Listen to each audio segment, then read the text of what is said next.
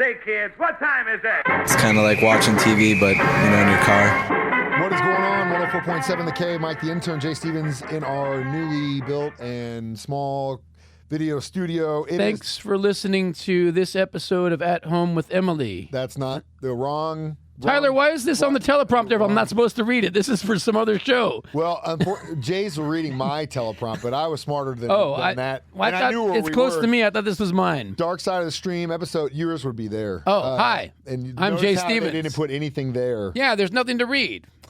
We'll do it live. Episode 212 this week was my pick, a documentary on Disney Plus. It is called Beatles 64. It tells the story of the biggest year in their existence. Possibly in pop culture. Would they put out 3-4 albums in that year alone? It documents when they first came to America. That part of it, that too. Little 2 weeks. But also the entire year, 64, was such a big year for them because, again, it starts off, obviously, with the assassination of John F. Kennedy in late 63 in November of that year, and obviously America was not in a great spot. America's mourning. Yeah. Then again, right at the beginning of 64, this happening group from England finally sets down in New York and set the world on fire, more specifically the United States of America. And I'll ask you, what was your... Can I preface this by saying, look, Jay Stevens is all about 80s rock, Motley Crue, whatever. The whole reason I do any of what I do was because the Beatles. It all starts with the Beatles. I had albums from my mom when I was, in elementary school, Beatles albums. That's all that I listened to. I got a guitar and I got a songbook of all the Beatles songs. They had pictures of the chords, taught myself how to play those songs. First time I ever performed live, 5th grade talent show. Me and a couple guys played Twist and Shout at the talent show, and I heard the applause and I go, that's it. This is what I'm doing. That's awesome. Huge Beatle fan. When who they covered that Twist and Shout? Isley Brothers. I thought that part of the before I get into my dude. So many of this documentary was amazing.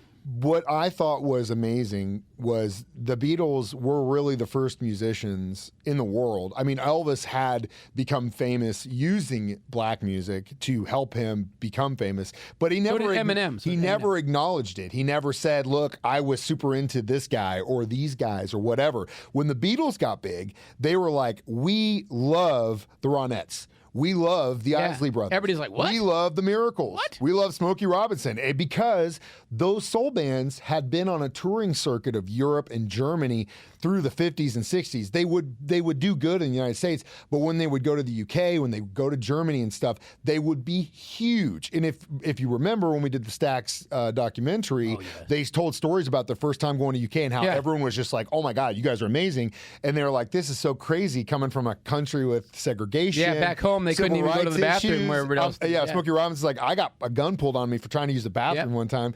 Like, they were the first big group to say, "You know what?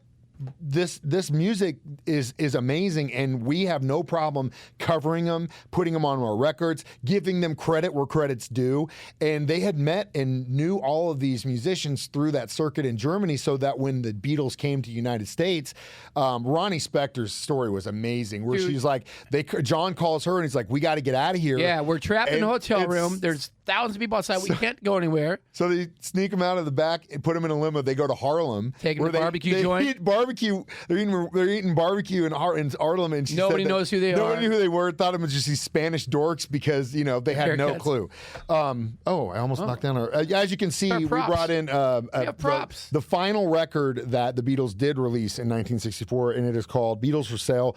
I'm actually featuring that in the morning spin. This is the mono copy, as you can see, and we can get into the mono versus stereo argument later on. But I brought this in because again, we are talking about the Beatles in 1964. And what's crazy is that after all the touring that they did, all the appearances and television and film and all that stuff, like 64 would have just been insane. They still went back and were like, "We still owe the record label another album. Let's put out another album for Christmas." So in a matter of weeks, they put this together, which again is a really cool record to talk about them ending 64, but also kind of the turning point of where they go from a point of, "I want to hold your hand, please, please me, love me, do," to "I'm a loser, no reply, Babies in Black," and all that stuff, and why that kind of led into that. But we will do that when we come back.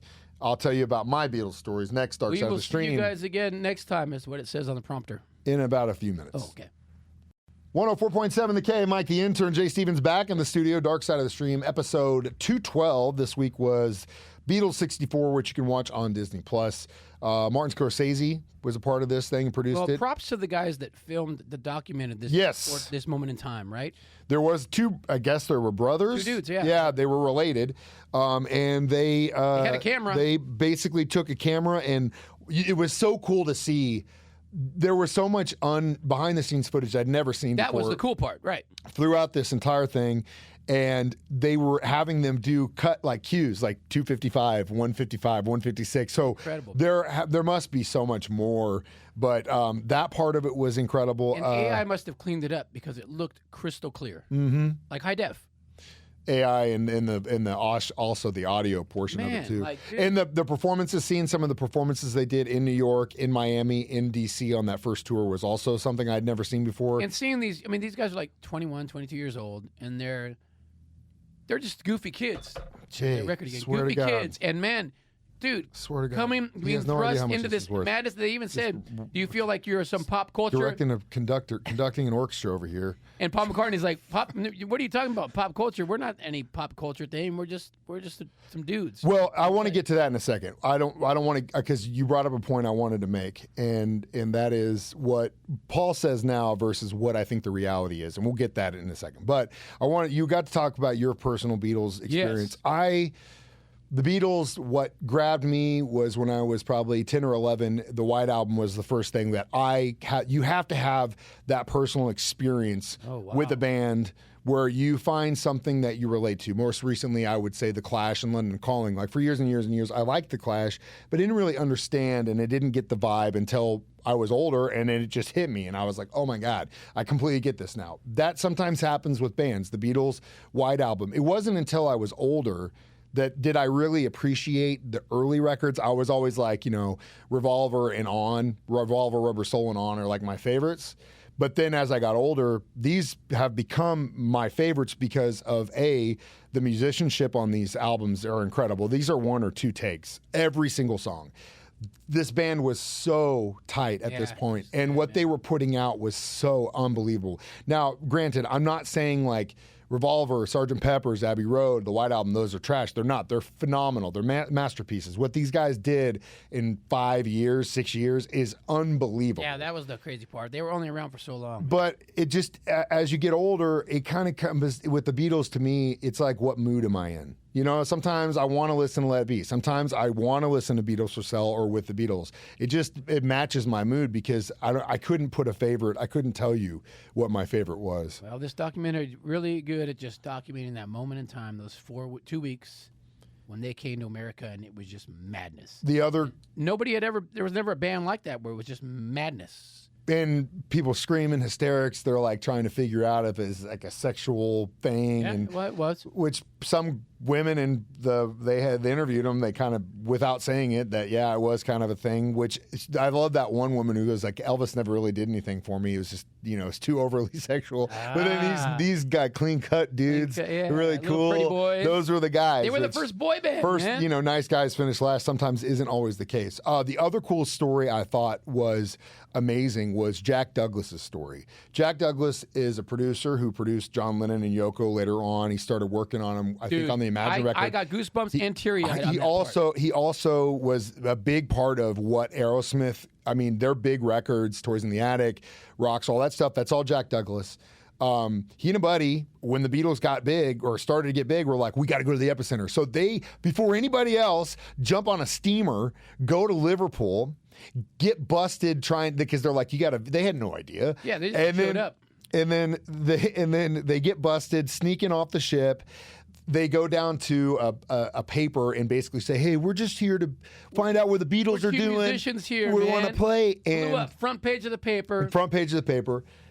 They go back to the ship. They go, I don't know how you guys did this, but we're going to give you 30 days now because of all the bad publicity we're getting for making you leave. So they get to stay a little bit longer, which I thought was pretty cool. And then they tricked them into getting them back on the ship. Yeah, and because they told them you can stay, but you cannot work. That's the whole point of a visa. Within a day, they're playing a show at the that. Rock. Yeah, literally, they got kicked out immediately because they made called us, but they made the front page of the paper. Years later. He is working on. He's the mixer on the Imagine record. John comes in and says, "Hey, can I just sit down?" And he's like, "Oh yeah, yes, sir, yeah." And he's like, "Okay," and he's like working on it, and he goes. He just blurts out, "I've been to Liverpool before," which I think is like the sweetest, like the nervous fanboy. guy. We've all been there. Like, what do I say? John Lennon's in the room with me. How can I connect with this guy? I've been to Liverpool. I got goosebumps right now talking about it. And he's like, "What do you mean?" And so he tells him the story, and he goes, "That is hilarious." Are you the guy that was on the paper? Because he goes, when you guys did that, we had gone #1 in our own hometown. Didn't talk about us. They talked about you Americans that had jumped on a boat, and they laughed about it when it happened. Because again. That's the whole thing. Like, we make this huge deal. We mysticize these guys. We idolize these guys because they become so much bigger in our own minds than they actually are. And I want to hit that heavily next when we come back. Dark Side of the Stream on 104.7 The Cave. 104.7 The Cave. Mike, the intern, Jay Stevens, back in the studio. It is Dark Side of the Stream, episode 212, Beatles 64. Okay, so. You got to finish the story. So, again, as we go through these, I keep doing that. We go through these 64. You got to finish that story. So John Lennon hears that. He says, "Are you the guy?" He goes, "Yeah." Guess what? He goes, "You're now the engineer." You're now the exec. You're now a producer. You're now the guy an goes, engineer. "What?" And he goes, "Yeah, you're my guy. You're another guy." Yeah, and he goes, "That was it." Well, I love what he says. He goes, "I need people that have antennas," and John recognized that, and that will lead me into what I'm going to say next. I love. If I'm going to side with my favorite part of the Beatles, obviously it's Paul. I'm a big fan of progression, big fan of melody, and that's what Paul does. Okay. And so I'm the John Lennon. My point of this is that I am very much against revitalized history. Revisionist. That's the word we're looking for. And that what I mean by not that on the is teleprompter is the problem. The reason I get these records in mono is because that is the way all four of these guys decided when they made that record the way it needed to sound. Wow. You stamp it, you don't get to Leonardo doesn't get to go back and redo the Mona Lisa. Like how George Lucas did Star Wars exactly. again. There are so many examples where people will go back, mess with their masterpiece because like technology has changed, whatever. The reason these things are endeared to us is because the way they were done in that moment in time, and it's a piece of art. You cap it. You walk away from it. I still look like I'm in 1986. Well, that could be his argument, whatever. But again, that is why I search for these, because that is the way the artists intended it, and not the one guy who's remaining to pick out what he wants. Mix For example, when they did Sgt. Pepper's, he made some changes to that stuff and the mixing where I was against. For like, She's Leaving Home. He speeds it up enough to where it doesn't lean into a minor key. It leans almost into a major key. What? And you can listen to them side by side. There are certain things. And so he's going through the 64 exhibition in Brooklyn, which I thought was cool to see him reliving that. But he's talking about how he's like, these are all songs we wrote to the fans, like Love Me Do, I Want to Hold Your Hand, all that stuff. That's revisionism to me, because when you got to take that stuff with a grain of salt, because he's in his 80s now and he's looking at it backwards. When you see the interviews with John Lennon in the 70s, they're asking, what was it like? And he goes, for us, it was nothing. Like, we were just doing our thing. Yeah. Everything was happening around us. Yeah. That is the most realistic view of the entire thing. Because what he says now, you got to take with a grain of salt. John He's Lennon lived another, 40 years. He only had lived another 10 years, and he can tell you with what's the word I'm looking for? Certainty. I don't know. Tyler, what's the word? Passion. Is it on the teleprompter? With no, Tyler. Conviction. With conviction. Tyler got me there. With conviction that the reality, and that was everything was just happening around us. You know what I mean? And it was like we were in the eye of the hurricane, shuttled around, and they just moved around, and everything was calm where they were. It was madness around them, and I think that is the most realistic view of the whole thing. Is what he said in that interview. I thought was awesome. That's just such a radio guy thing to do. They go, George Harrison saying, I don't know where the guy came That from. part I was radio gonna- guy yeah. just showed up. The New York and all radio- of a sudden he was with us the entire time. The It's just a 11-101. radio DJ. Yeah, he was like and the he was big just guy. there, and he just never left. Hey, that's what I would've done, That's man. literally what we do when Yep. we tell people like go in there and pretend like you're supposed to be there. Go in Brother, there like I you're can't tell supposed you to be how many times we've done that. And Yep. thanks to whoever that dude in New York was for kind of That's setting the great tone. stuff, man. But yeah, incredible documentary. We'll be back in just a few minutes to tell you our reviews of it next on Dark Side of the Stream on 104.7 The Cave. 104.7 The Cave. Jay Stevens, Mike the Intern back one more time to In give you our studio, our brand new studio. Yeah, if you're listening, you can't see it, but you should really watch it the video because it looks see good. How it's a very comfortable backdrop we have. Jay's spending a lot more money on hair We and do need to makeup. fix the teleprompter because it still says if you want more content, follow Around the Ozarks on Facebook, and that's not what we're doing. Tyler does not know how to use a teleprompter yet, so we'll get there. But What do we think about this documentary? how many 45 LPs? Perfect. Five. You Straight put anything Beatles like this from the second I started watching, and which, by the way, was your pick. I wasn't. Do gonna we watch give? this. Do we give Let It Be 5? I think we I don't did. remember, man. But from the moment I was like, dude, I'm hooked. I was at the airport watching it. Yeah. And it's, oh my god. Great film to And watch just on a plane. great footage you've never Yeah. seen. Documents that little moment in time that was changed history. Really. Two changed the things. world. I agree with you on 10%. 5 total, whatever you Five. want. We don't 5 get out perfect 45s. scores very often. No, by the we're way. very tough. But the other thing it made me miss, two things.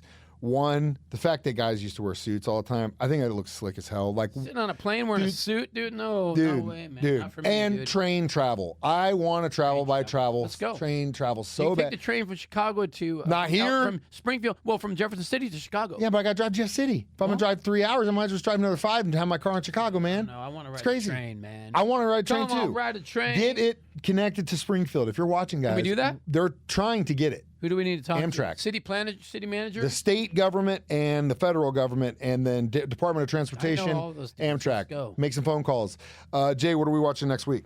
Well, since we're on Disney Plus, we might as well continue using our bootleg subscription that we have and watch the Elton John documentary. Is that out? It's out. It came out, I think, yesterday or something like that, or Saturday. I haven't seen it yet. Is that I'm but- Still Standing? Is that the name? No, it's called Never Too Late. Okay, cool. And I think it's about the two dudes that wrote the songs, him and the other cat. Bernie Taupin. Yeah, that dude. The other dude. And they wrote all of his The guy. hits. The guy who wrote Why the not? words. Let's watch it. Okay, sounds good. Elton John writes a nice song. He's got a bright future. I think he can just stick with it. I think he's got a future in music. Reginald definitely wrote some great songs. Is his real name? his real name? Yeah, Reginald. You know everything. That's what I do.